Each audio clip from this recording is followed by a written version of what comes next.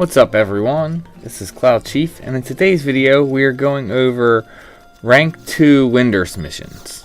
It's very likely that you would not be able to pick up this mission, which is called Lost for Words, without getting some rank points. So you would either need to complete missions that are repeatable from before, or go and turn in crystals to the NPC that gives you Signet. Once you have enough rank points, the gate guard will actually give you the mission and it will show up Lost for Words. Once you have the mission flagged, go ahead and head to Windurst Waters and then head to the Epistery, which is at G8. And you want to go ahead and talk to Tasuko Peruka. After that, you want to make your way over to Windurst Woods and go talk to Nana Migo, which is at J3. She will give you the lapis monocle.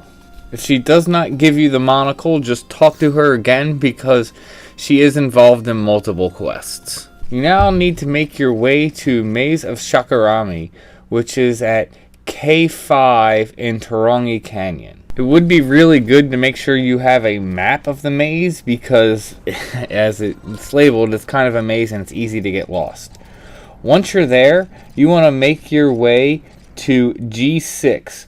Once you're there, make sure you are going on the eastmost path because there's kind of two paths and the same coordinate. So one's west, one's east. Make sure you're going east and then you will actually move down to another section of the map. Once you go down the path and it opens up into a big room, you should see some fossil rocks. Just go ahead and click them until you actually get the key item. There are a lot of mobs that do aggro, so it would be a very good idea to have sneak or have some silent oils so that way you are not aggroing. Once you have the lapis coral, just go ahead and make your way back to Nana Migo in Windurst Woods. Once you talk to her, she will give you the Hideout Key. At this point, you want to go out to Isaruda Baruda and make your way to J7 to go to the Inner Hiroto Ruins. Once you're in the ruins, make your way out to the main room and then go ahead and make a right. Keep going until you get to J8 and there should be a crack wall. Go inside the cracked wall and now you'll be on a different section of the map. You want to now go ahead and head to G8 on this section of the map, but be aware there are some extremely high level mobs and you will aggro them and they will kill you in 1 to 2 hits. So make sure you have both sneak and invis and that you are also in white HP because there are undead that will aggro to low HP. Once you're there, make your way all the way back to the mahogany door and click that for a cutscene. Once you finish with the cutscene, go ahead and head back to Windurst and then head to the walls. Once there, go to G3 and check the House of Heroes and this will get you a cutscene. Once you're done with that cutscene, head back to Waters and go talk to Tsukura Peruka, the NPC that you started the mission on, and that will complete 2-1 for you. So we are going to be skipping 2-2 since it's not required.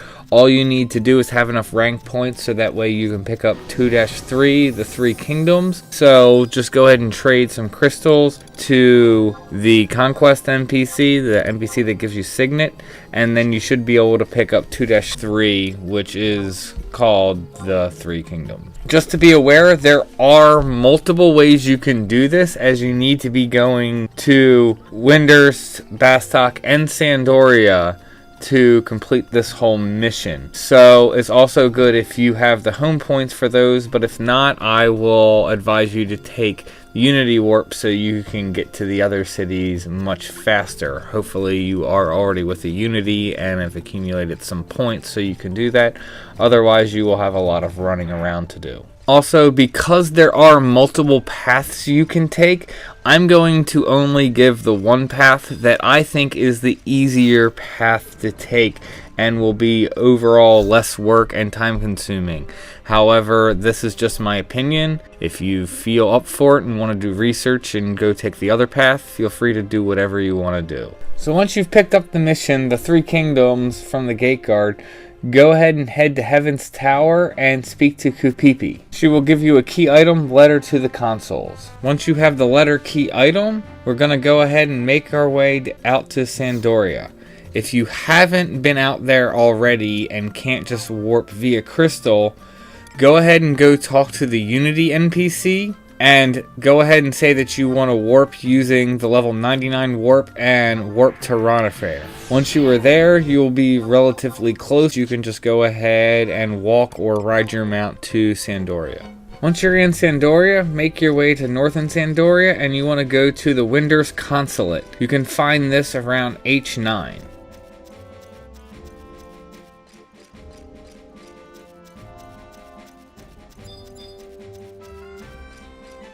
Go ahead and talk to Haruz Maruz at the front desk. Then after that, make your way around back and talk to Kasururu. Once you're done at the console, you now want to head over to Shantu Diorgu, which is the castle, and you can go ahead and now zone in.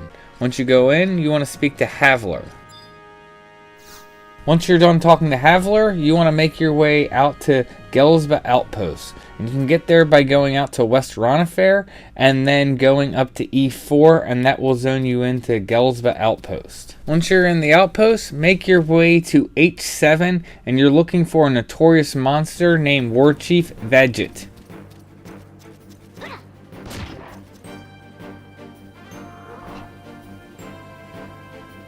Once you defeat the NM, head back and talk to Havler. Once you're done talking to Havler, make your way back to the Consulate and talk to Kasuro. Once you're done that, you have finished the Sandoria leg of the mission, and now it's time to head over to Bastok. So if you haven't been to Bastok already and you can warp there via home point crystals, go ahead and head back over to the Unity warp. Go ahead and say that you want to warp to a level 99 area and then go ahead and pick Gustaberg. Once you make it into Bastok, you want to go ahead and get your way to Bastok Market.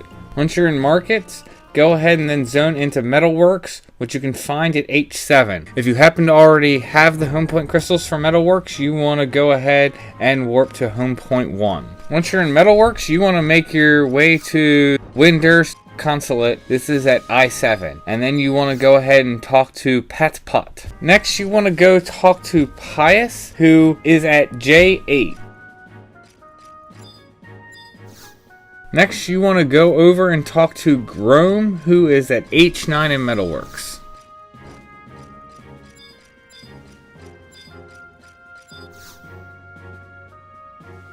Now we need to make our way to Palboro Mines, where we're going to end up in a fight. Ideally, you want to be at least level 25 for this fight, and if you're not level 25, there are mobs near where the BCNM zone is that you could be fighting to get to level 25 before you go and start the fight. So if you're not there, you can actually be trying to level on your way there. So to get to the mines, you need to go to North Gustaberg. You can either zone out of Port Bastok, or you can go ahead and go to South Gustaberg and then zone into North Gustaberg on the easternmost zone.